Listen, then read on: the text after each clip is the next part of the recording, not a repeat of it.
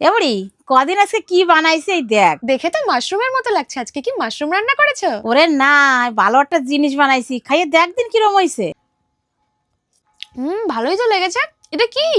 আলু দিয়ে বানাইছি। প্রথমে আলু কড়ার খোসা ছাড়াইয়ে এরকম ভাবে ছোট ছোট করে কাটিয়ে নিছি। তারপরে কড়াইতে খানিকটা জল দিয়ে আলু কড়ারে সিদ্ধ করে নেব। আলু কড়া সিদ্ধ করা হয়ে গেলি একটু ঠান্ডা করে মাহাই নেব। তারপরে একটু নুন আর কর্নফ্লাওয়ার দিয়ে আবার ভালো করে মাহাইয়ে একটু ডো বানাই নেব। তারপরে ওই ডোতে ছোট ছোট লেসি কাটে এরকম গোল গোল করে বোতলের মুখ দিয়ে মাশরুমের মতো ডিজাইন করে নিতে হবে। এই দাও সব কটা বানানো হয়ে গেছে। এবার কড়াইতে জল দিয়ে জল ফুটে উঠলি আগুন নিবেই দিয়ে সব কটারে দিয়ে দেবো এর মধ্যে। বেশিক্ষণ নাই, একটু সময় গরম জলের মধ্যে ধুয়ে নামাই নিতে হবে। সব কটা নামাই নিয়ে একটা বাটিতে soya sauce, tomato sauce, chilli flakes, নুন, লঙ্কার গুঁড়ো, ধনিয়া পাতা আর একটু তেল গরম করে ওর মধ্যে দিয়ে ভালো করে মিশিয়ে নেবো। মিশানো হয়ে গেলে ওই আলুর মাশরুম গুলো ওর মধ্যে দিয়ে সব একসাথে মিশিয়ে নিতে হবে। এই দেখো হয়ে গেছে আলুর মাশরুম। এ কিন্তু নতুন একটা খাবার।